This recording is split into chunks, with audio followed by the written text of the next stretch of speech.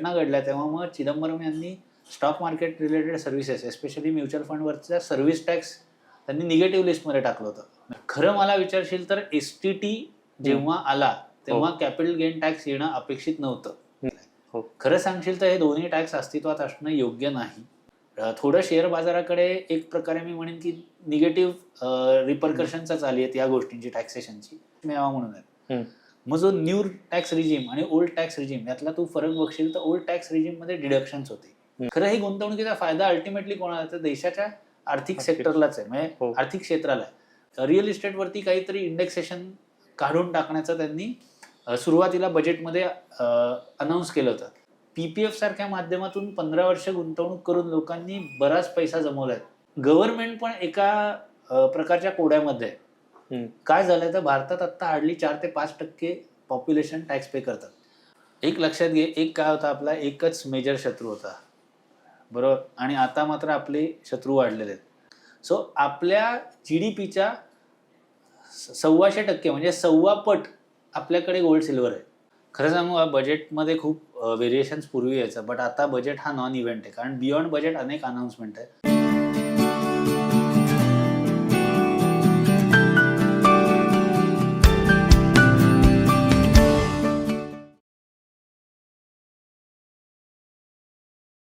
आज 29 जानेवारी 2026 अजून बरोबर 60 तासांनी म्हणजेच 1 फेब्रुवारीला सकाळी केंद्रीय अर्थमंत्री निर्मला सीतारामन या देशापुढे संसदेत केंद्रीय अर्थसंकल्प सादर करतील. बजेट हा फक्त आकड्यांचा खेळ नसतो, तर देशाची आर्थिक धोरणं आणि कोट्यवधी गुंतवणूकदारांचं पुढची काय पावलं असतील हे सगळं ठरवणारा एक तो महत्वाची घटना असते देशासाठी. म्हणूनच यंदाच्या बजेटकडून एकूणच म्युच्युअल फंड क्षेत्राला काय अपेक्षा आहेत, गुंतवणूकदारांना काय अपेक्षा आहेत, म्युच्युअल फंडातलं विशेषतः जर टॅक्स स्ट्रक्चर बघितलं तर त्यात काही बदल होऊ शकतात का, आणि ते जर झाले तर ते लॉंग टर्म इन्व्हेस्टमेंटसाठी गुंतवणूकदारांना फायद्याचे ठरतील का, अशा सगळ्या विषयांवर आजच्या या विशेष भागात आपण चर्चा करणार आहोत. नमस्कार, मी निरंजन मेढेकर. बिग बक्स पॉडकास्टमध्ये तुमचं मनापासून स्वागत. आणि आपल्यासोबत आहेत बिग बक्सचे फाउंडर डिरेक्टर CA विपुल शाह. नमस्कार विपुल, मनापासून स्वागत आहे. म्हणजे हा एपिसोड हा आपण म्हणतो की अजून बजेट सादर होणार आहे, पण नेमकं त्यात काय नेमक्या अपेक्षा आहेत हे जाणून घेणारा आहे. त्याच्यामुळे याचं कदाचित शेल्फ लाईफ हे कमी असेल, कारण प्रत्यक्ष बजेटमध्ये काय धोरण येतील हे आपल्याला आता माहिती नाहीये. तर आपण सुरुवात करूया की म्युच्युअल फंड क्षेत्राला, मला असं वाटतं की म्युच्युअल फंड ची जी शिखर संघटना आहे, AMFI म्हणतात त्याला, तर त्या AMFIनी काही ऑलरेडी डिमांड्स त्यांच्या किंवा काही मागण्याचं निवेदन एक केंद्रीय अर्थमंत्री त्यांना दिलेलं आहे. तर नेमक्या या अपेक्षा काय आहेत म्युच्युअल फंड क्षेत्राच्या? खरं सांगशील तर अशा 27 अपेक्षा आहेत त्यांनी AMFIनी क्लिअरली स्पेसिफाय केल्यात. अर्थात त्याच्यात खूप अनुभवी लोक आहेत, आणि निलेश शाह जे प्राईम मिनिस्टर्स इकॉनॉमिक ॲडवायझरी काउन्सिलचे मेंबर पण आहेत, पार्ट टाईम मेंबर, ते पण AMFIच्या बॉडीवरती आहेत ॲज अ चेअरमन. सो एकंदरीत जर का बघितलं आपण तर खूप तज्ज्ञ लोकांनी आणि गुंतवणूकदारांचं रिप्रेझेंटेशन जे चांगली लोक करतात त्यांनी मिळून हा ड्राफ्ट किंवा डिमांड्स ठेवलेल्या आहेत असं म्हणूयात. सो काही महत्त्वाच्या डिमांड्स त्यातल्या आपण डिस्कस करूयात. तर त्यातलं एक महत्त्वाचं म्हणजे, मला आठवतं निरंजन, मी 2005 साली CA झालो. तर 2004 ऑक्टोबरला चिदंबरम यांनी सिक्युरिटीज ट्रान्झॅक्शन टॅक्स आणला होता बाजारात. ऍक्च्युली काय होतं तर यशवंत सिन्हांनी 2003 मध्ये एक मी म्हणेन पाथ ब्रेकिंग योजना डिक्लेअर केली होती की भारतातल्या इक्विटी इन्व्हेस्टर्सना 1 वर्षापेक्षा अधिक कालावधीत त्यांचं होल्डिंग असेल लिस्टेड शेअर्सवरती तर कॅपिटल गेन टॅक्स 0 केला होता. बरं. आणि ती अशी घटना होती. आता तेव्हा कसं झालं होतं तर इक्विटी मार्केटला एक प्रकारचा पुश मेवा म्हणूनच हे केलं होतं. आता लक्षात घे, घटना काय होती तर 1993 ते 2003 10 वर्ष शेअर बाजारांनी व्हर्च्युअली रिटर्न्स दिले नव्हते. म्हणजे काय झालं होतं तर आर्थिक उदारीकरण झालं 91 साली, त्याच्यानंतर महागाई आली, 96 ला काँग्रेस गव्हर्नमेंट पडलं महागाईमुळे. एक तर ते अल्पमतातलं गव्हर्नमेंट होतं ते पडलं. नंतर आपल्याकडे थोडी पॉलिटिकल इन्स्टॅबिलिटी होती. जगात लॉंग टर्म कॅपिटल मॅनेजमेंटचा म्हणजे क्रायसिस, LTCMचा कोलॅप्स झाला होता. म्हणजे नोबेलला अर्थतज्ञही फसले होते. मग ईस्ट एशियन करन्सी क्रायसिस झालं. त्याच्यानंतर 99 ला अमेरिकेवरती .com बबल बस झालं. 2001 ला अमेरिकेवरती हल्ला झाला. या सगळ्या घटनांमुळे शेअर बाजार 10 वर्ष तिथल्या तिथे होता. मग कुठेतरी त्याला चालना मिळावी याच्यासाठी यशवंत सिन्हांनी ही स्टेप घेतली. हो. मग चिदंबरम म्हणजे गव्हर्नमेंट त्याच्यानंतर बदललं, इंडिया गव्हर्नमेंट जाऊन UPA गव्हर्नमेंट आलं. तर चिदंबरम यांनी काय केलं, तर त्यांनी सिक्युरिटीज ट्रान्झॅक्शन टॅक्स आणला. म्हणजे ट्रान्झॅक्शनवरतीच टॅक्स लावला. म्हणजे टेक्निकली मला विचारशील तर तो कॅपिटल गेन ऐवजी अस्तित्वात आला होता असं म्हणायला हरकत नाही. हो. नंतर काही कालावधीसाठी प्रणव मुखर्जी हे अर्थमंत्री होते. परत चिदंबरम यांनी ती धुरा सांभाळली आणि नंतर अरुण जेटली, जेव्हा गव्हर्नमेंट बदललं 2014 साली, तर अरुण जेटली यांनी ती धुरा सांभाळली. मग त्या काळात काय झालं तर 3 पासून 2008 पर्यंत म्हणजे जवळपास पुढची 5 वर्ष स्टॉक मार्केटमध्ये खूप रॅली आली, जगातच सगळ्या ॲसेट्समध्ये रॅली आली.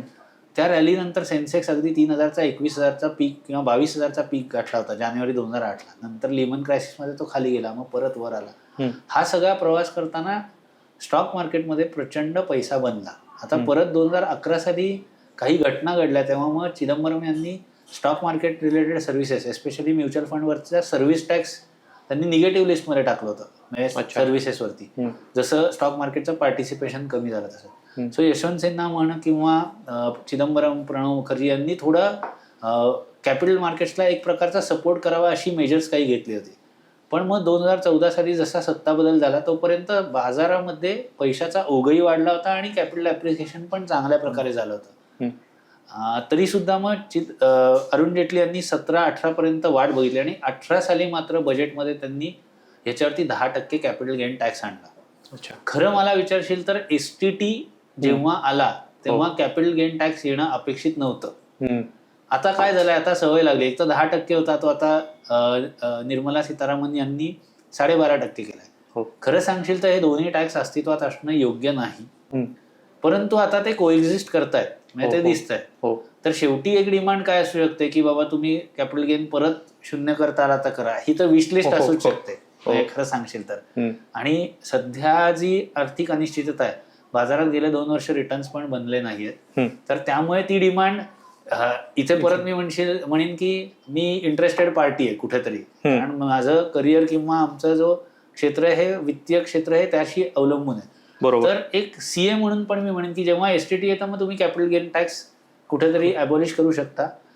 अर्थात त्याची शक्यता कितपत आहे माहित नाही, पण एम्फीच्या एक डिमांड्स पैकी पण आहे की या गोष्टी तुम्ही कुठेतरी विचारात घेतल्या पाहिजेत. बरोबर. अर्थात गव्हर्नमेंट म्हणू शकतं की ग्लोबल टॅक्स पॅरिटीसाठी कदाचित जगात सगळीकडे 20% टॅक्स आहे साधारण कॅपिटल गेनवर, तर आम्ही तो 20% न्यावा का, असं काही झालं तर बाजाराची काहीतरी वेगळी रिॲक्शन असेल. हे सगळं आता फक्त तिथे त्या नॉर्थ ब्लॉकमध्ये जे फायनान्स मिनिस्ट्री मधले सगळी लोक आणि प्राईम मिनिस्टर आणि अर्थमंत्री यांनाच आता हे फक्त म्हणजे माहिती असणार आहे. पण असं काही दुर्दैवाने झालं की 12.5चं वर जरी गेला तरी सुद्धा बाजाराची प्रतिक्रिया खूप निगेटिव्ह असू शकते. 2018 साली म्हणजे 2017 हे कॅलेंडर इयर खूप जबरदस्त रिटर्न देणार ठरलं होतं, पण 2018 साली जेव्हा हे प्रपोजल आलं त्याच्यानंतर स्टॉक मार्केटमध्ये एक प्रकारची मंदी आली. दुर्दैवाने डिमॉनिटायझेशनचा ऑलरेडी एक कुठेतरी फटका होता. ते रिफॉर्म्स होते, डिमॉनिटायझेशन म्हणा, GST म्हणा, रेरा म्हणा, पण त्या सगळ्याचा परिपाक ऑलरेडी इकॉनॉमी स्लो होत होती, त्याच्यात ऑलरेडी एलिव्हेटेड व्हॅल्युएशन्स होती आणि त्याच्यात हा कॅपिटल गेन टॅक्स आला. त्यामुळे 18, 19, 20 ही वर्ष गुंतवणूकदारांना खूप खराब गेली कोविडच्या लो पर्यंत. नंतर ते एक परत रॅली आली. परंतु आज जर का असं काही दुर्दैवानी मेजर घेतलं गेलं, म्हणजे आपण एक्सपेक्ट काय करतोय की काहीतरी रॅशनलाइज करावं, आणि खरं सांगू का जैसे ते राहिलं तरी चांगलं आहे असं म्हणायची वेळ नाही, पण दुर्दैवानी काही वरच्या दिशेला जर का हा टॅक्स मूव्ह केला तर इट मे बी डेट्रिमेंटल. कारण त्यांनी short term capital gain tax पण पूर्वी जो 10% होता तो 15% किंवा आता 20%वर नेलाय. सो थोडं शेअर बाजाराकडे एक प्रकारे मी म्हणेन की निगेटिव्ह रिपरकशन्सच आली आहेत या गोष्टींची, टॅक्सेशनची. सो एम्फीची ती एक डिमांड आहे. दुसरं असं बघशील तर जेव्हा आपण GDP बघतो तेव्हा एक कन्झम्पशन आहे, एक आस्पेक्ट असतो, एक इन्व्हेस्टमेंट असतो, नेट एक्सपोर्ट्स हा म्हणजे इम्पोर्ट मायनस की एक्सपोर्ट मायनस इम्पोर्ट हा एक कॉम्पोनंट्स असतात. सो आतापर्यंत काय झालंय तर इन्व्हेस्टर आपला इन्व्हेस्टमेंट रेट चांगला होता आणि ओव्हरऑल इन्व्हेस्टमेंट चांगले होतात, पण सध्या प्रायव्हेट मी म्हणेन की सेक्टर हे जास्त गुंतवणूक करत नाही. मग सगळं बर्डन गव्हर्नमेंटला घ्यायला लागतंय इन्व्हेस्टमेंटसाठी. मग गव्हर्नमेंटनी काय केलंय की एक प्रकारे गेल्या वर्षभरात तू बघशील तर कन्झम्पशनला खूप पुश केलेला आहे. म्हणजे पूर्वी थोडा फोकस इन्व्हेस्टमेंट्सकडे होता, पण आता कन्झम्पशनला आहे. कसं आता जीएसटी रिलीफ तुला माहिती आहे, इन्कम टॅक्सच्या स्लॅब्स खूप रॅशनलाइज म्हणजे असं म्हणून की खूप रिलीफ दिला त्या साईडला. ह्यातनं गव्हर्नमेंटचं मोठं नुकसान आहे. पण तू बघशील तर हे सगळे मेजर्स कुठेतरी कन्झम्पशनला पुश मिळावा म्हणून आहेत. मग जो न्यू टॅक्स रिजीम आणि ओल्ड टॅक्स रिजीम यातला तू फरक बघशील तर ओल्ड टॅक्स रिजीम मध्ये डिडक्शन्स होती. आता ही डिडक्शन्स काय काय होती तर बरीचशी ही डिडक्शन्स ही तुमच्या वेलफेअरसाठीच्या एक्सपेंडिचरकडे, म्हणजे समजा तुम्ही इन्शुरन्सचे प्रीमियम भरताय तर त्याची वजावट मिळत होती, किंवा तुम्ही गुंतवणूक केली म्हणजे ELSS मध्ये केली असेल, किंवा तुम्ही सिनियर सिटीजन सेव्हिंग स्कीम मध्ये केली असेल, पोस्टाच्या काही स्कीम्स असतील ज्या एलिजिबल होत्या, किंवा 5 years FD केली तर त्याला टॅक्स इन्सेंटिव्ह दिलं होतं गव्हर्नमेंट. हे ATC सेक्शन जे तसं सगळ्यांना फेमस आहे, त्याच्या व्यतिरिक्त ATCCD खाली NPS ला पण त्यांनी बेनिफिट्स दिले होते. तू बघशील तर न्यू टॅक्स रिजीम मध्ये काय केलं तर टॅक्स रेट कमी केलेत, पण गुंतवणुकीला कुठलंही प्रमोशन नाहीये. सो इन अ वे मला विचारशील तर गव्हर्नमेंटचं असं म्हणणं आहे की आम्ही तुमचा टॅक्स कमी करतो आणि तो जो पैसा वाचतोय तो तुम्ही खर्च करा. हे लक्षात घे. म्हणजे दिस इज फॉर पॉलिसी मेकर्स. आम्ही लोकांना सांगतोय की तुम्ही न्यू रिजीम ऑप्ट करा, पण 1.5 लाखाची गुंतवणूक तुम्ही ELSS मध्ये करा. आता करणं रॅशनलाइज नाही, म्हणजे गरज नाहीये तशी, पण 3 वर्षांचा लॉक इन म्हणजे गुंतवणूकदार बांधला जातो. काही रिटायरमेंट सेव्हिंग स्कीम्स आहेत म्युच्युअल फंड ज्याच्यात 5 वर्षांचा लॉक इन आहे आणि ते ATC ला एलिजिबल आहेत. मग आज काय होतं बिहेवियर, एक प्रकारची ATC ही कंपल्सिव्ह इन्व्हेस्टमेंट होती. टॅक्स वाचवायला का होईना लोक गुंतवणूक करत होते. ऍक्च्युली ही मानसिकता चुकीची आहे. तुम्ही गुंतवणूक ही रिटर्न्स साठी करावी आणि त्याचे पोस्ट टॅक्स रिटर्न्स बघावे, पण टॅक्स वाचवायला लोक काही प्रोडक्ट्स मध्ये गुंतवणूक करत होते. आज काय परिस्थिती आहे तर लोक न्यू टॅक्स रिजीम मध्ये जात आहेत आणि त्यांना हे इन्सेंटिव्ह राहत नाही. सो एम्फीचं हे पण म्हणणं आहे की तुम्ही न्यू टॅक्स रिजीम मध्ये कुठेतरी ELSS सारख्या किंवा स्कीमला कुठेतरी प्रमोट करा. म्हणजे हा त्यातून आलेला एक विचार आहे की एम्फी शेवटी गुंतवणूकदारांना रिप्रेझेंट करते. सो गुंतवणूकदारांसाठी फायद्याची, आणि खरं ही गुंतवणुकीचा फायदा अल्टिमेटली कोणाला तर देशाच्या आर्थिक सेक्टरलाच आहे, म्हणजे आर्थिक क्षेत्राला आहे. आणि ते मी म्हणेन की तो देशाचं एक लाईफलाईन आहे की तुमच्याकडची कॅपिटल मार्केट थ्रायव्हिंग असणं गरजेचं आहे. भांडवल बाजार जर का समृद्ध असेल आणि एबल असेल तर तुमच्याकडच्या एंटरप्रेन्योर्सना म्हणजे उद्योजकांना कधीही पतपुरवठ्याची कमी राहणार नाही. सो हे जर का तू बघितलं ते इकोसिस्टीम, तर त्यांचं म्हणणं आहे की तुम्ही ELSS ला या कॅटेगरी खाली काही आणता येतंय का बघा. आता परत आमचं एम्फीचा अजून एक म्युच्युअल फंड ला रिप्रेझेंट करतंय कुठेतरी.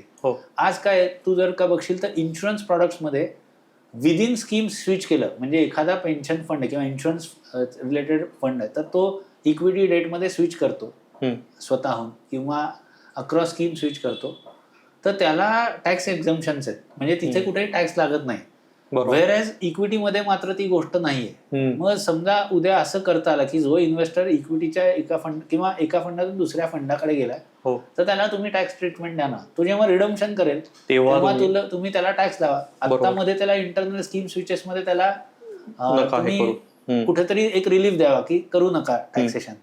आता ही विशलिस्ट आहे लक्षात घे, बट इट इज अपरंट की तिथे पॅरिटी नाहीये. म्हणजे जी गोष्ट इन्शुरन्स मध्ये घडतीये ती म्युच्युअल फंडात घडताना दिसत नाही. आणि गंमत म्हणजे ह्याची ऍडव्हर्टाइजमेंट करताना इन्शुरन्स कंपन्या दिसतात की आमच्याकडचे स्विचेस फ्री आहेत, वेअरएज तुम्ही म्युच्युअल फंडात काही रिबॅलन्सिंग करायला गेलात अशा प्रकारचं तर तुम्हाला टॅक्स रिपरकर्शन्स येतील. आता गव्हर्नमेंटमध्ये अर्थतज्ञ आहेत, तिथे सगळी तज्ञ लोक आहेत. इंडस्ट्रीला इथून रिप्रेझेंट करणारी एम्फी मध्ये जी लोक आहेत ती पण म्हणजे खरं सांगशील तर CA गोल्ड मेडलिस्ट किंवा IIT IIM अशी लोक रिप्रेझेंट करतात. सो सगळ्यांना हे दिसतंय आणि ते रिप्रेझेंट पण करतायत, पण कुठेतरी तो विचार अजून रुजला नाहीये.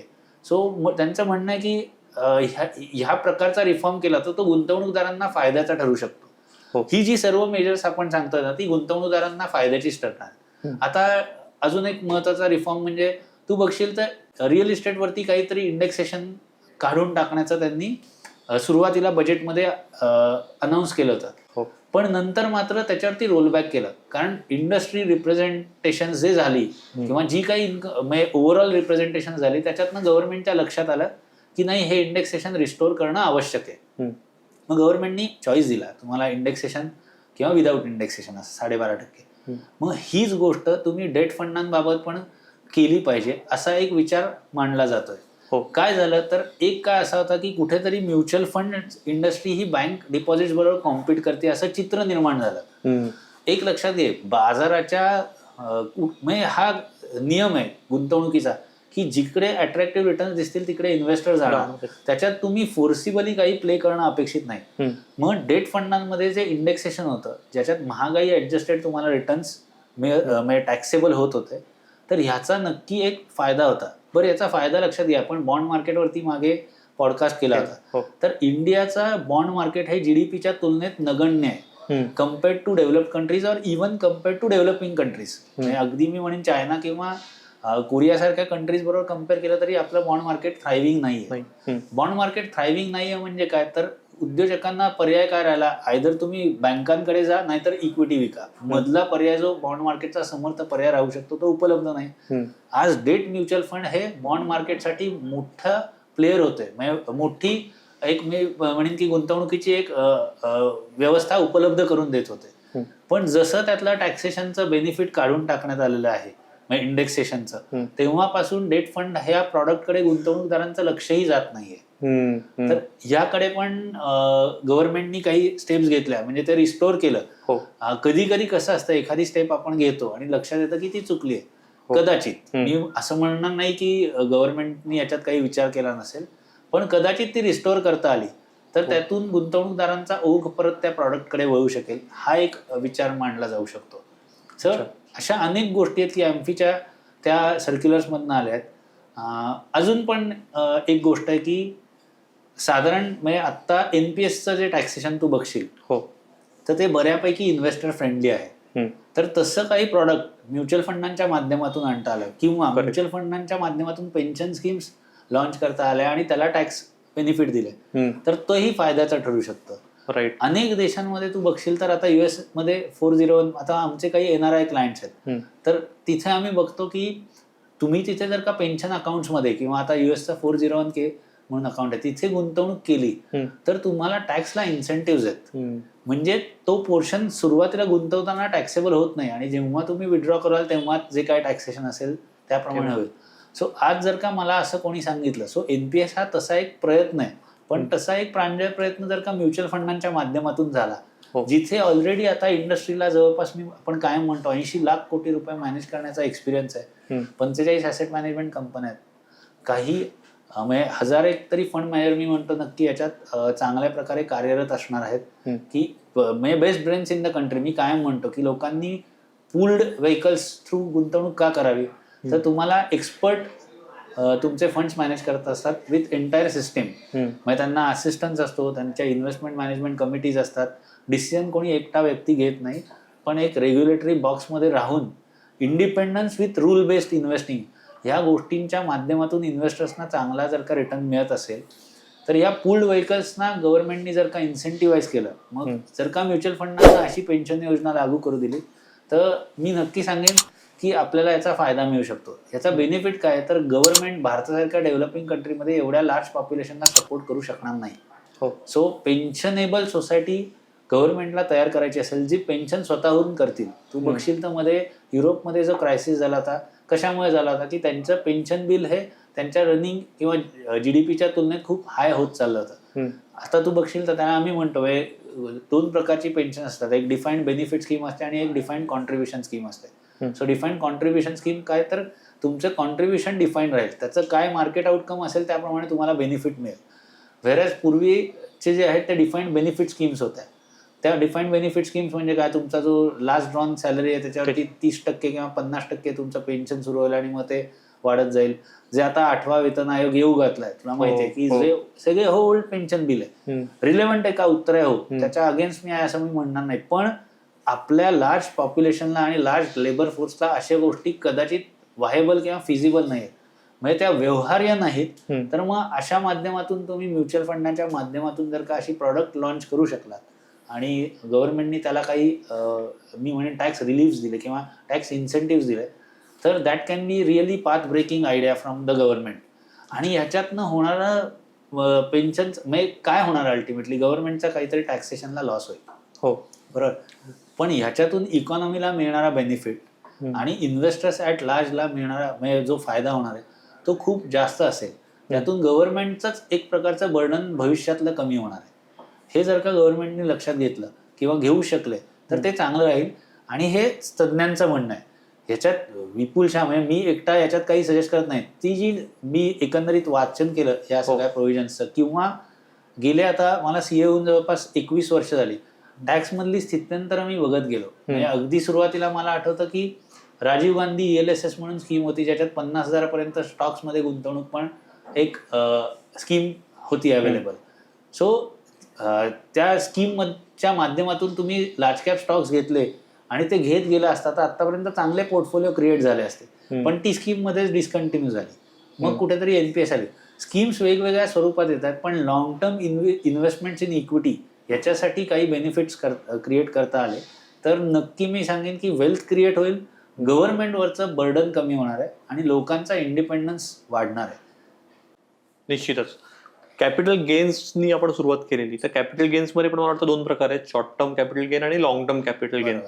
तर एक डिमांड अशी पण आहे की तुम्ही शॉर्ट टर्म कॅपिटल गेन ठेवा, पण लॉंग टर्म कॅपिटल गेन जो आहे तर 5 वर्षांच्या पुढे जे इन्व्हेस्टर गुंतवणूक करतायत तर त्यांना जरी त्यातनं रिलीफ तुम्ही देऊ शकलात तर एक बिहेवियर पण इन्व्हेस्टर्सचं बदलू शकतं आणि लॉंग टर्म इन्व्हेस्टमेंटकडे कल वाढू शकतो असं दिसतंय. हो, हे नक्कीच तू म्हणतोयस ते खरंच हा मुद्दा एम्फीच्या याच्यात आहे आणि तो खूप योग्य आहे. त्याचं रिझन असं आहे की तू बघशील तर 3 वर्षांनंतर पूर्वी डेट फंडांना इंडेक्सेशन लागू केलं होतं. हो.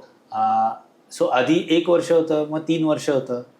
तर डेट फंडांमध्येही लोकांचा थांबण्याचा कल थोडा वाढला होता. ठीक आहे. इक्विटीमध्ये आता 1 वर्षाला लॉंग टर्म धरलेलं आहे. ठीक आहे. पण म्युच्युअल फंडांच्या फोलिओजमध्ये ॲसेट मॅनेजमेंट कंपन्यांचं हे म्हणणं आहे की ॲव्हरेज इन्व्हेस्टरचं जे एज आहे त्या फोलिओमध्ये किंवा तो थांबतो तो 2-2.5 ते 3 वर्ष थांबतो. आता थोडे इन्व्हेस्टर मॅच्युअर होत आहेत. म्हणजे अशी गंमत आहे. परत इथे मी स्कीमचं नाव घेतोय याचा अर्थ त्या स्कीममध्ये गुंतवणूक करा असं नाही, पण सुंदरम सिलेक्ट मिडकॅप नावाची एक स्कीम आहे. त्यांनी त्यांच्या स्कीमचा परतावा गेली जवळपास मी म्हणेन 22-23 वर्षांचा वार्षिक 20% अधिक आहे. तर त्यांनी एक सर्वे केला होता की जे मूळ गुंतवणूकदार होते 10 रुपये NAV, समजा सुरुवातीला त्यातले 1.5 लाख लोकांनी सुरुवातीच्या पहिल्या वर्षात गुंतवणूक केली असेल, तर आज म्हणजे त्या 22 वर्षानंतर त्यातले किती इन्व्हेस्टर अजूनही टिकून आहेत, तर ती संख्या अक्षरशः 2 आकडी संख्या देखील नव्हती. म्हणजे 10 पेक्षाही कमी. माझ्या मते 5 गुंतवणूकदार फक्त ओरिजिनली पिरियड पासून आजपर्यंत इन्व्हेस्टेड होते. अर्थात मध्ये त्यांनी दुसऱ्या स्कीम मध्ये गुंतवणूक केली असेल, पण हा जो प्रकार आहे की 2.5-3 वर्षच लोक थांबतात, त्याऐवजी ते 5 वर्ष थांबले आणि जर का तुम्ही त्यांना टॅक्स एक्झम्प्ट केलं किंवा अगदी 0 नाही केलं, 5% टॅक्स लावला म्हणजे 12.5च्या ऐवजी 5, तसं डिफरन्शियल टॅक्स स्ट्रक्चर सुद्धा एनेबल केलं तर फायद्याचं नक्कीच ठरू शकतं. त्यातून जी आता व्होलॅटिलिटी येते किंवा ह्याच्यासाठी गुंतवणूकदाराचा माइंडसेट प्रिपेअर होतो आणि कुठेतरी एक प्रकारचं कंपल्शन आलं ना तर त्याचा फायदा होतो. म्हणजे PPF सारख्या माध्यमातून 15 वर्ष गुंतवणूक करून लोकांनी बराच पैसा जमवलाय, हे तू बघितलं असेल. हेच जर का ELSS मध्ये 15 वर्षांचा लॉक इन दिला, एक उदाहरण सांगतोय, तर मिळणारे रिटर्न्स हे खूप जास्त आहेत. पण ELSS काय, इक्विटी लिंक सेव्हिंग स्कीम किंवा त्याला टॅक्स सेव्हर म्युच्युअल फंड म्हणतो आपण, ते नक्की काय आहे तर तू बघशील तर साधारण फ्लेक्सी कॅपचा एक पोर्टफोलिओ दिसतो त्याच्यात. म्हणजे तो फ्लेक्सी कॅप म्युच्युअल फंडाशी कम्पेअर केला जाऊ शकतो साधारण टू रिटर्न बघितलं तर ह्या फंडांनी बाजारात इतपत किंवा बाजारापेक्षा थोडे सरस परतावा दिलेला आहे. आता जर का हा थोडा सरस परतावा तुम्हाला मिळत असेल बाजारापेक्षाही, आणि तो सुद्धा PPFच्या तुलनेत मी केला तर तो ऑलमोस्ट दुप्पट रिटर्न होता. रिटर्न्समुळे इन्व्हेस्टमेंट कराव्या, म्हणजे रिटर्न्स बघूनच किंवा चेस करावेत असं मी म्हणत नाही, पण तुम्हाला तिथे दिसतंय बरं एवढं होऊन त्याच्यावरती टॅक्स पण किती आहे, पूर्वी तर 0 होता, मग 10%, आता 12.5% पॉझिटिव्हली. आणि म्हणूनच एम्फीचं जे म्हणणं आहे की आपण चर्चा केली तसं की ELSSला परत एकदा नवीन रिजिम खाली पण तुम्ही बेनिफिट देता येतंय का बघा. राईट. सो हा इक्विटीच्या संदर्भात झाला. तसंच डेटचं जसं short term long term, so डेटच्या बाबतीत सुद्धा कुठेतरी ते रिस्टोअर करता आलं तर त्याचा बेनिफिट कॉर्पोरेट बॉन्ड मार्केटला मिळू शकतो आणि गुंतवणूकदारांना. म्हणजे ही विन विन सिच्युएशन आहे. ह्याच्या तुलनेत गव्हर्नमेंटचं टॅक्सचं होणारं नुकसान किती हे बघायला लागेल. खरं.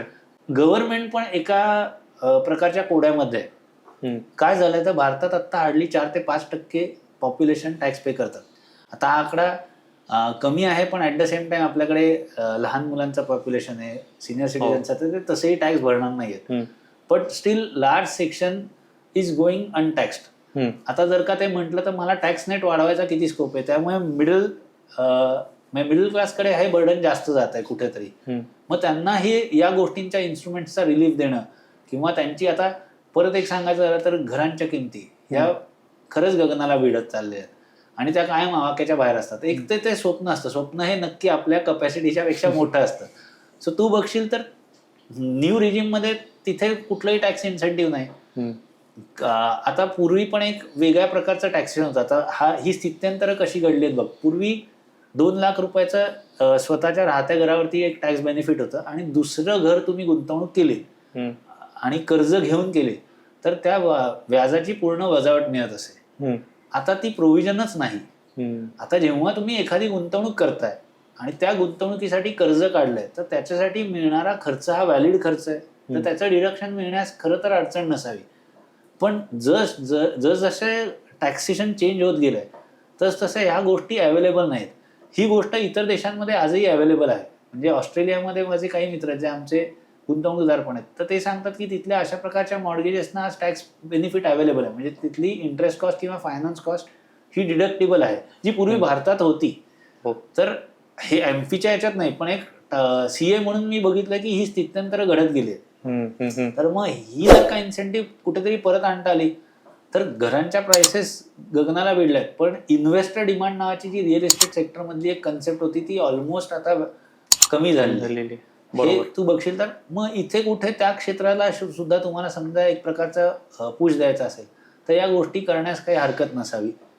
अर्थात मी परत म्हटलं तसं की this is like going or rolling back on certain things which government has moved on. So not necessary government हे करेल, पण अशी काही इन्सेंटिव्ह जी खरंच लॉजिकल असू शकतात, ठरू शकतात, तिथे तुम्ही जर का स्टेप्स घेतल्या तर त्याचा फायदा होऊ शकतो. मध्ये असंही म्हटलं जातं की गव्हर्नमेंट फॅमिली लेवलला काही टॅक्सेशन आणणार किंवा आणू शकतं का, अशी ही बाजारात चर्चा आहे. मी त्यावरचा तज्ज्ञ नाही. कर प्रणाली सुटसुटीत करण्यापेक्षा ती कॉम्प्लिकेट झालेली खरं तर मी म्हणेन की ते चॅलेंजिंग गोष्ट होते. सो जर का असे काही रिफॉर्म्स आणले तर ते सुटसुटीत स्वरूपात आणावेत. खरं तर आज मी जरी सीए म्हणून म्हणतो की पूर्वीसारखी बेनिफिट्स परत द्यावी, तर तुला आठवत असेल तर पूर्वीच्या गव्हर्नमेंटने एक डायरेक्ट टॅक्स कोड प्रपोज केला होता आणि या गव्हर्नमेंटनीही कुठेतरी जेव्हा न्यू रिजिम आणला तेव्हा तिकडेच एक प्रकारचं मी म्हणेन स्टेप्स घेतले असं मला वाटतंय. So when I am saying की हे केलं पाहिजे की परत रिस्टोर करा, तेव्हा गव्हर्नमेंटचं हे आर्ग्युमेंट असू शकते की आम्ही कर प्रणाली सुटसुटीत करतोय, सगळी एक्झम्पशन्स काढतोय आणि तुम्हाला टॅक्स स्लॅब वाढवतोय, म्हणजे कमी टॅक्स तसाही येणार आहे, तर आम्हाला ते सुटसुटीत करू द्या, ही गव्हर्नमेंटची डिमांड आहे. वेरेज आपली विशलिस्ट असणार आहे की आम्हाला ती रिड्यूस स्लॅब म्हणजे रिड्यूस टॅक्सेशन तर द्याच, प्लस आम्हाला बेनिफिट द्या. मग गव्हर्नमेंटला इथे कुठेतरी तो एक मी म्हणेन सुवर्ण मध्य काढावा लागेल. आता परिस्थिती अशी आहे की डिमांडचे अनएंडिंग असणार आहेत.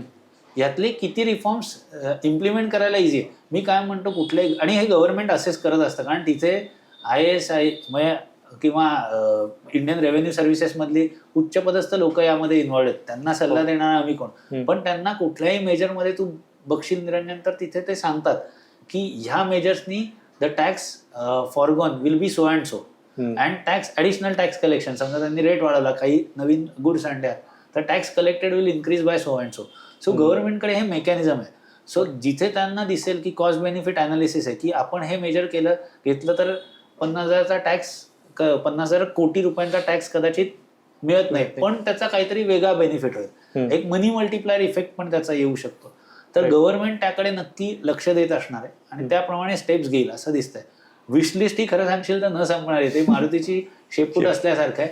आणि एक दुसरं महत्वाचं, जसं इन्फ्लेशन स्टिकी असतं ना, तसं लोकांना एकदा बेनिफिट दिलं की ते काढून घेणं अवघड आहे. त्यामुळे गव्हर्नमेंट याच्यावरती महत्प्रयासाने गव्हर्नमेंटनी जर का टॅक्स रिजिम 2 आणलाय आणि exemptions they have decided to remove की आम्हाला ती आता ठेवायची नाही, तर परत आणणं म्हणजे जरी आम्ही इंडस्ट्री म्हणून डिमांड करतोय की तुम्ही ELSS इकडे आणा, तरी कितपत आणलं जाईल माहित नाही. अजून एक महत्वाचं म्हणजे असं आहे की मग ओल्ड रिजिमच्या स्लॅब्स मध्ये काही रिव्हिजनच केली जात नाही. म्हणजे इन अ वे गव्हर्नमेंट, मी म्हणेन मग तुम्ही एक स्टेप घ्या आणि पूर्ण बंद करून न्यू टॅक्स रिजिमला शिफ्ट करा. तुम्ही इन्फ्लेशन ऍडजस्टेड ना 1.5 लाखाचं लिमिट अनेक वर्ष 1.5 लाखच राहिलंय, स्लॅब रेट्स मध्ये फारसे चेंजेस नाही.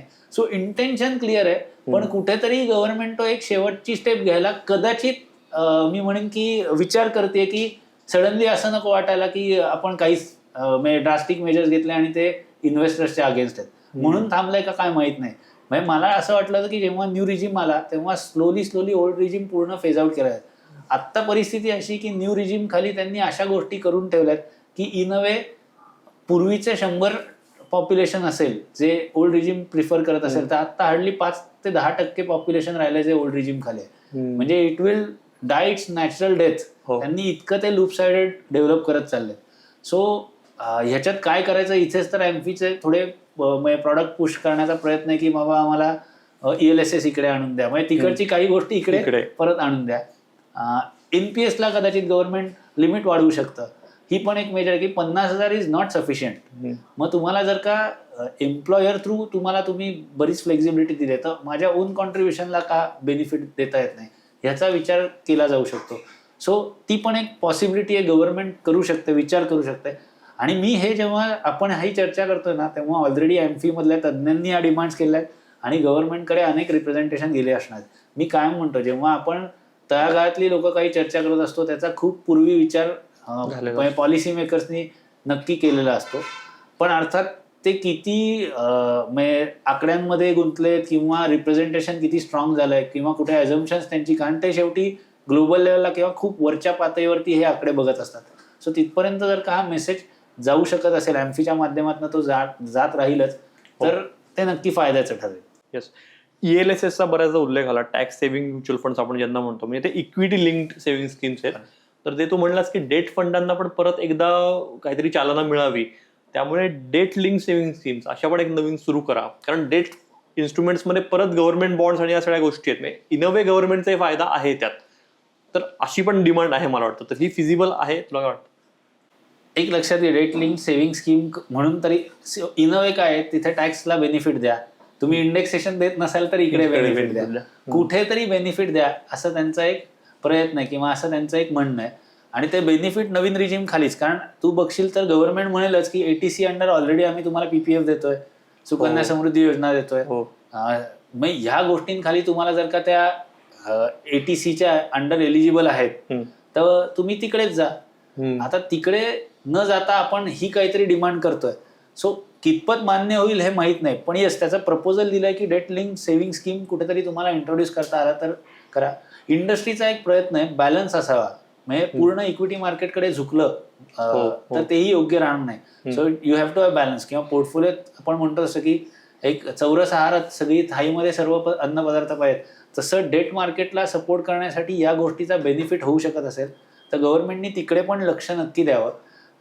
कुठेतरी आयदर इंडेक्सेशन रिस्टोअर करावं किंवा debt link saving scheme launch कराव्यात असा एक एमफीचा नक्की प्रयत्न आहे. आता तो कितपत सक्सेसफुल होईल हे येणाऱ्या 60 तासात कळेलच आपल्याला. एक मुद्दा असा येतो की गव्हर्नमेंटकडनं जे आपण बघितलं की एक टॅक्स बेनिफिटही दिलं जातोय म्हणजे GST मधले हे आहेत किंवा कॅपेक्स आणि ग्रोथ फोकस थोडा केला जातोय. तर या सगळ्याचे म्युच्युअल फंड इंडस्ट्रीवर किंवा रिटर्न्सवरही पॉझिटिव्ह परिणाम होताना दिसतील नवीन वर्षात. एक लक्षात घे एक काय होता आपला एकच मेजर शत्रू होता बरोबर आणि आता मात्र आपले शत्रू वाढलेले आहेत. हे शत्रू वाढलेत तर कालांतराने म्हणजे अस्थिरता सगळीकडेच आहे. म्हणजे बघशील तर बांगलादेशही वेगळ्या प्रकारे बघतोय आपल्याकडे. चायना अग्रेसिव्ह आहे. पाकिस्तानला तर आता खरं सांगायचं तर तेवढं महत्व राहिलं नाही कारण ते आपल्या तुलनेत कुठेच नाही आहेत. पण मग श्रीलंकेलाही कुठेतरी चायना कॅप्चर करण्याचा प्रयत्न करते म्हणजे इंटरफेरन्स आहे. अगदी मध्ये तुला आठवत असेल तर मालदीव्स पर्यंत सुद्धा काहीतरी वेगळ्या घटना घडल्या होत्या. सो हे जर का तू बघितलंस तर शत्रूंची संख्या वाढत चालली तर डिफेन्सवरती एक्सपेंडिचर करणं हे एक्सपेक्टेड आहे. गव्हर्नमेंटचा आलेला पैसा हा डिफेन्स नंतर सॅलरीज असणार आहेत इंटरेस्टमध्ये आहेत इन्फ्रास्ट्रक्चर किंवा इन्व्हेस्टमेंटमध्ये जातो आणि मग काही ओल्ड पेन्शन सारख्या अशा गोष्टी आहेत इट पे कमिशन किंवा असा स्प्लिट होतो. तर तू बघशील तर डिफेन्स आणि इन्फ्रास्ट्रक्चर याकडे गुंतवणुकीचा ओघ वाढणं स्वाभाविक दिसतंय. ट्रम्प यांच्या धोरणांनंतर कदाचित जगातली सगळीकडचीच डिफेन्स बजेट्स वाढणार आहेत कारण एकंदरीतच म्हणजे कोण मित्र कोण शत्रू हे कळेना असं झालेलं आहे. अशा एन्व्हायरमेंटमध्ये डिफेन्स आणि इन्फ्रास्ट्रक्चर यांचा जर का इन्व्हेस्टमेंट वाढताना दिसत आहेत तर तू बघशील की गेल्या काही वर्षांमध्ये defence stocks core defence stocks कमी आहेत पण डिफेन्स थीम्सनी प्रचंड चांगले चांगला परतावा दिलाय. सो इन्फ्रास्ट्रक्चरमध्ये पण तेच तुला दिसू शकतं की कदाचित पॉलिसी शेवटी कसं आहे माहिती का, जेव्हा इलेक्शन जवळ येतं ना तेव्हा वेलफेअर पॉलिसीज वाढतात आणि इलेक्शनचे रिझल्ट लागलेत नुकतेच आणि गव्हर्नमेंटकडे मॅन्डेट आहे, तेव्हा इन्व्हेस्टमेंटकडे फोकस जास्त असतो इन्फ्रास्ट्रक्चर. सो आत्ता आपण बघू तर कुठेतरी मध्ये होत आणि सध्याचं एकंदरीत राजकीय वातावरण बघता तू बघशील की बऱ्यापैकी गव्हर्नमेंटला कंटिन्युअस मेजॉरिटी आहे. म्हणजे पोस्ट इलेक्शन सुरुवातीला लोकसभेला त्यांना चॅलेंजेस आले, त्यामुळे आत्ता त्यांना तशी कुठली अडचण नसेल तर त्यांचं पॉप्युलिस्ट मेजर्सपेक्षा कदाचित इन्व्हेस्टमेंट ओरिएंटेड बजेट किंवा इन्फ्रास्ट्रक्चर थ्रस्ट असलेलं बजेट प्रेझेंट होऊ शकतं. ही पॉसिबिलिटी आहे. अशा केसमध्ये तिकडे गुंतवणूक करता येऊ शकते. पण ही गोष्ट कशी आहे, पॉलिसी सेन्सिटिव्ह सेक्टर्स मी शक्यतो टाळा असं लोकांना सांगतो, कारण पॉलिसी कशा बदलतील याचा कुठलाही भरोसा नाही. पण दुर्दैवाने सेंटरमध्ये सगळे रिफॉर्म्स होत असताना स्टेट लेवलला मात्र कुठेतरी आजही वेलफेअर मेजर्सवरती प्रचंड वेडावाकडा खर्च होतोय. म्हणजे तिथे सबसिडी किंवा वेलफेअर मेजर्स आता प्रत्येक राज्यांमध्ये तुला माहिती आहे काय चाललंय ते, आणि जी गव्हर्नमेंट केंद्रात आहेत त्यांचीच राज्यात पण गव्हर्नमेंट आहेत. केंद्रात त्यांनी योग्य पाच किंवा मी म्हणेन योग्य मार्ग पत्करला असला तरी राज्यांमध्ये कंपल्शनमुळे त्यांचे स्टँड वेगळे आहेत. आता ह्या गोष्टींमुळे काय झालंय तर आता 100 रुपये आले तर ते सगळे गव्हर्नमेंट केंद्राकडे स्वतःकडे ठेवत नाही. जेव्हापासून जीएसटी आला तेव्हापासून फायनान्स कमिशन्स असतात, त्याच्या थ्रू फायनान्स कमिशनच्या रूलनुसार हे अलोकेशन होणार आहे. म्हणजे सेंट्रल गव्हर्नमेंट आणि स्टेट्सकडे किती बजेट जातील ते. सो हे जेव्हा बघतो तेव्हा स्टेटकडनं इन्फ्रास्ट्रक्चर पुश ऑलमोस्ट तू बघशील तर कमी झालेलं आहे. म्हणजे आता सगळं हे प्रायव्हेट सेक्टर पण नगण्य आहे. सो सेंट्रल गव्हर्नमेंटलाच हे सगळं हेवी लिफ्टिंग करायचं अशी परिस्थिती आहे. सो त्यांचे प्लस त्यांना डिफेन्सकडेही लक्ष द्यायचं आहे. आणि भारतासारख्या देशामध्ये जो डेव्हलपिंग टू डेव्हलप होणार आहे, म्हणजे विकसित भारताची त्यांची जी विजन आहे की अजून एक 20-21 वर्ष आपल्याला म्हणजे 2047चा रोडमॅप आहे, त्याच्यासाठी गुंतवणूक करताना infrastructure will play major role. आज तू बघशील तर मग त्यातूनच विशलिस्ट तयार होते ना की आता इन्फ्रास्ट्रक्चरमध्ये ट्रॅफिकमध्ये प्रचंड वेळ जातोय, बरोबर. मग तुम्ही रोड्स वाढवले पाहिजेत, तुम्ही रेल्वेसाठी खर्च करायचा आहे. गव्हर्नमेंट हे सगळा नक्की विचार करतच असते. मग पोल्युशन पण कमी करायचं आहे, कारण आता दिल्लीसारख्या तुला माहिती आहे की आपल्या राजधानीच्या शहरात लोक गुंतवणूक करू इच्छित नाहीत किंवा फॉरेनर्स येत नाहीयेत. मध्ये असं झालं होतं की पुणे मुंबईत पण पोल्युशन खूप वाढलंय. असं झालं तर नक्की इन्व्हेस्टमेंट येणार नाहीत. सो ह्या सगळ्यांकडेही गव्हर्नमेंटला लक्ष द्यायला लागणार आहे. म्हणजे इन्फ्रास्ट्रक्चरमध्ये इन्व्हेस्ट करताना ती सस्टेनेबल झाली पाहिजे, इकडेही लक्ष द्यायला पाहिजे. म्हणजे मी आत्ताच निलेश शहा यांना ऐकत होतो काही गोष्टींसाठी, तर त्यांनी खूप छान मुद्दा मांडला की तुम्ही कोल्स फील्डमध्ये जी गव्हर्नमेंटची इन्व्हेस्टमेंट आहे ती डायव्हेस्ट करून तुम्ही लिथियमकडे फोकस करा किंवा लिथियम मायनिंगकडे लक्ष द्या. सो हे जे रॅशनल गोष्टी घडल्या पाहिजेत. आणि I am sure Nilesh Shah स्वतःच प्राईम मिनिस्टर्स इकॉनॉमिक ॲडव्हायझरी काउन्सिलचे मेंबर आहेत, तर त्यांच्या थ्रू त्यांनी हे विचार कदाचित मांडले देखील असतील. अजून एक महत्त्वाचं असं म्हटलं जातंय किंवा की गोल्ड मॉनिटायझेशन स्कीम, म्हणजे गव्हर्नमेंटनी सॉवरिन बॉन्ड्सचा एक प्रयत्न केला, तो फारसा सक्सेसफुल झाला नाही. म्हणजे गुंतवणूकदारांसाठी झाला पण गव्हर्नमेंटला त्याचा फार मोठा फटका बसला. तर आता असं म्हटलं जातं की आपल्या जीडीपीच्या म्हणजे वी आर निअरिंग $5 ट्रिलियन इकॉनॉमी, आपण कुठेतरी 4.5 ते 5च्या मध्ये होतो. सो आपल्या जीडीपीच्या 125% म्हणजे 1.25 पट आपल्याकडे गोल्ड सिल्वर आहे ॲज अ कंट्री. मग ते मॉनिटाईज किंवा चॅनलाइज करण्याचा काही मार्ग आहे का, तर ह्याच्याकडे लक्ष दिलं जाऊ शकतं. मग याच्यात असं बघता येईल की सर्वच भारतीयांकडे एवढं सोनं आहे असं नाही. मग अनडिस्क्लोज सोनं जे आहे ते तो पैसा चॅनलाइज कसा करता येईल इकडे लक्ष देता आलं तर गव्हर्नमेंट एखादी इन्सेंटिव्ह स्कीम घेऊन येऊ शकते. म्हणजे अशा इन्सेंटिव्ह स्कीम म्हणजे काय तर you declare your undisclosed gold, bring it in the system, त्याचे पैसे तुम्हाला मिळतील आणि त्याच्या बदल्यात टॅक्स न घेता काइंड ऑफ आपण म्हणू जसं कॅपिटल गेनला 5 वर्षांचा लॉक इन असलेले 5% किंवा 5.25% बॉन्ड देतात, तसा एखादा बॉन्ड गव्हर्नमेंट इश्यू करू शकलं तर अशा प्रकारचे मेजर्स सुद्धा विचार केले जाऊ शकतात की जो पैसा आयडल आहे आता म्हणजे लॉक्ड वेल्थ आहे ती चॅनलाइज करता येऊ शकते. असे काही रिफॉर्म्स बजेटमध्ये झाले तर मी म्हणेन शेअर बाजाराला सुद्धा एक फार मोठी चालना मिळू शकते. आणि हे परत आपण डिस्कस करतोय तर याचा सगळ्यांचा विचार नक्की चाललेला असणार आहे. फक्त म्हणणं एवढंच आहे की सध्याची परिस्थिती बघता कुठलंही ड्रास्टिक निगेटिव्ह मेजर नाही घेतलं तरी सुद्धा योग्य ठरू शकतं. बऱ्याचदा विपुल बजेटच्या दिवशी झालेल्या ज्या काही घोषणा होतात त्याच्यामुळे बरीच उलथापालथ शेअर बाजारात बघायला मिळते. तर अशा वेळेला एक गुंतवणूकदार म्हणून काय मानसिकता ठेवली पाहिजे? खरं सांगू, बजेटमध्ये खूप व्हेरिएशन्स पूर्वी यायचं, बट आता बजेट हा नॉन इव्हेंट आहे. कारण बियॉन्ड बजेट अनेक अनाउन्समेंट आहे. सगळ्यात मेजर म्हणजे पूर्वी रेल्वे बजेट होतं आणि बजेटमध्ये डायरेक्ट इनडायरेक्ट टॅक्स यायचे. आता इनडायरेक्ट टॅक्स बराचसा जीएसटी काउन्सिल थ्रू दर महिन्याला स्टेट फायनान्स मिनिस्टर आणि सेंट्रल फायनान्स मिनिस्टर यांची मिटिंग होऊन ते अनाऊन्स होतं. सो बियॉन्ड बजेटच बऱ्याच अनाउन्समेंट होतात. रेल्वे बजेट पण क्लब झालंय. सो आता बजेट हा तसा नॉन रिलेव्हंट एक्सरसाइज झालाय असं म्हणायला हरकत नाही, शेअर बाजाराच्या दृष्टीने, देशाच्या दृष्टीने नाही. सो तू बघशील तर फारसं त्याच्यावर स्पेक्युलेशन नाही करावं. फक्त मेजर इम्पॅक्ट मी जसं म्हटलं की कॅपिटल गेन जो डायरेक्ट शेअर बाजारावरती इम्पॅक्ट करू शकतो, किंवा मग काही स्पेसिफिक सेक्टर बेस्ड गोष्टी घडणार की डिफेन्सवरती काय अलोकेशन झालं कुठे. आता बिफोर बजेट इटसेल्फ तुमचं युरोपियन युनियनची काहीतरी गोष्टी झाल्या, त्याचा बजेटची डायरेक्ट लिंकेज कुठेही केलेलं नाही. सो आता ती अनाउन्समेंट पण झाली. सो त्याची रिपरकर्शन्स कदाचित ऑटो सेक्टरला जास्त आहेत compared to anything announced in budget. So हे जर का बघितलं असतं, बरं आता आपला निफ्टीचं कॉम्पोजिशन बघितलं तर मेजर सेक्टर कुठले आहेत? तर IT, ऑटो, सगळ्यात मेजर तर बँक्स, ऑफकोर्स 35 ते 40% बँक्स आहेत. पण बँक्स, IT, ऑटो, फार्मा ह्या सेक्टर्समधनं बल्क ऑफ द सेन्सेक्स किंवा निफ्टी रिप्रेझेंट केला जातो किंवा मार्केट कॅपिटलायझेशन आहे. सो ह्याच्यावरच्या गोष्टी जर का प्री बजेटच डिस्कस झाल्या असतील किंवा कुठे इम्प्लिकेशन झाले असतील तर budget becomes a non event. So ह्याच्याकडे फारसं लोकांनी लक्ष देऊ नये. पर्सनल टॅक्सेशनचा इम्पॅक्ट राहतो तो शेअर बाजारावरती नाही तर आपल्या स्वतःच्या पोर्टफोलिओवरती किंवा स्वतःच्या उत्पन्नावरती काय हे लोकांनी बघावं. देशाचं बजेट 50 लाख कोटींचं गेल्या वर्षीचं होतं. So I am sure 55 lakh कोटी होतील. हे लिहिणं सुद्धा अवघड आहे. तर त्या देशाच्या बजेटवरती कॉमेंट करणे खरंच डिफिकल्ट आहे, किंवा मी पण त्यातला तज्ज्ञ नाही. माझं म्हणणं एवढंच आहे की गुंतवणूकदारांना त्याच्यातनं काय काय मिळू शकतं किंवा काय होऊ शकतं या संदर्भात आपण चर्चा करू शकतो. खरंय.